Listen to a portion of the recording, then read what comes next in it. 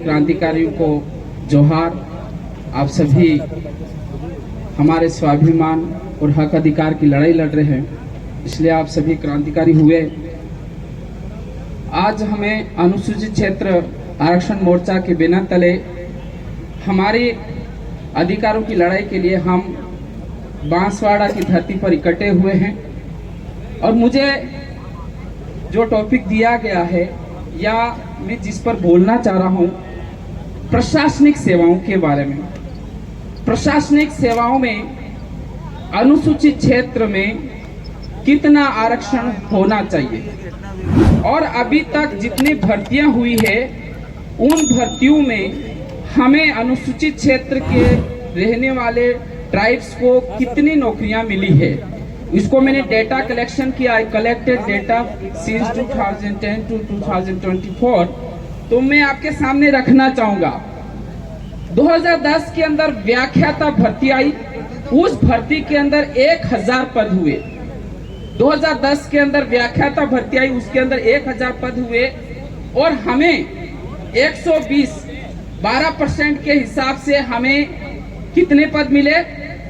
120 मिले पूरे राजस्थान के अंदर, क्योंकि 12% के हिसाब से 1000 का 120 होता है, और हमें मिले 120। और 120 में से अगर हमें अनुसूचित क्षेत्र की बात करें तो हमें जीरो, हमारे यहाँ से जीरो चयन हुआ, यानी कि हमारा कोई भी भाई सिलेक्शन नहीं हुआ।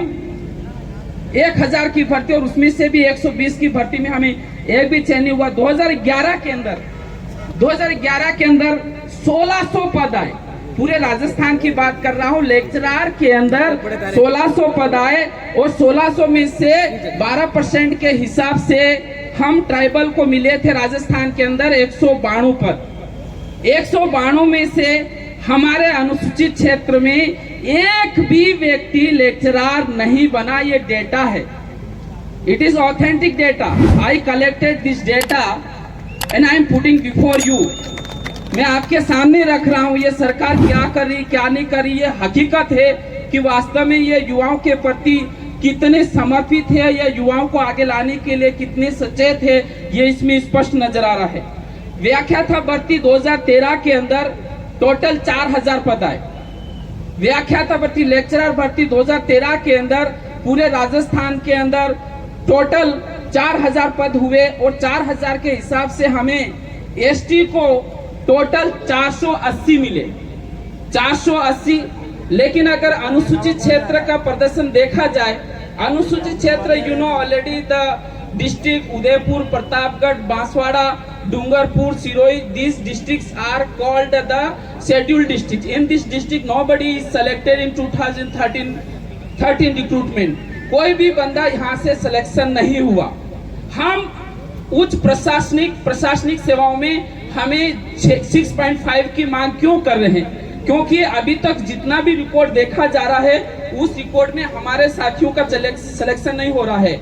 और 2015 के अंदर टोटल 13,000 की वैकेंसी आई। 2015 के अंदर टोटल कितनी वैकेंसी आई?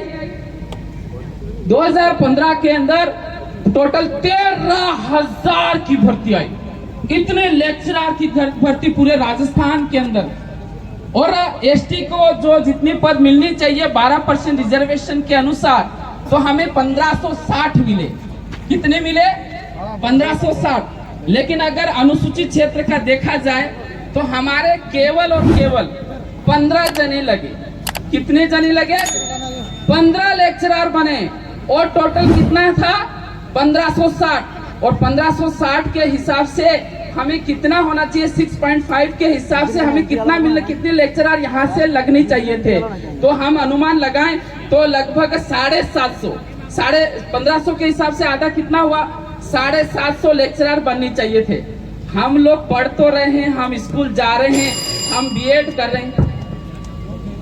तो ओवरऑल मैं बता देना चाहता हूं, क्योंकि I have full record, I wrote lot of things, लेकिन मैं लास्ट में 2 शब्द में मेरी बात को समाप्त कर देना चाहता हूं साथियों, कि 2010 से लगाकर 2024 तक 38,000 गैजेटेड ऑफिसर की भर्ती हुई।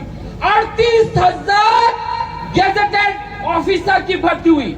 भले उसमें लेक्चरर हो, डॉक्टर्स हो, जो भी हो, लेकिन 38,000 गजेटेड ऑफिसर में हमारे राजस्थान के अनुसूचित क्षेत्र को सिर्फ और सिर्फ 100 जनी रोजगार मिला या 100 जनी लेक्चरर में गए, बाकी किसी को नहीं मिला। और होना यह चाहिए था कि 8,000 लेक्चरर या गजेटेड ऑफिसर यहाँ से बनना चाहिए था। ये हमारी हक की लड़ाई है और युवाओं को इसके लिए आगे आना होगा। हम इसको लड़ने के लिए तैयार हैं और युवाओं को आगे आना चाहिए कि सरकार हमारे साथ क्या कर रही है। तो मैं इस मंच से यह कह देना चाहता हूं कि हमारे 12% रिजर्वेशन में से 6.5 6.5% रिजर्वेशन अनुसूचित क्षेत्र के लिए अलग से बहाल किया जाए। जय जोहार, जय आदिवासी।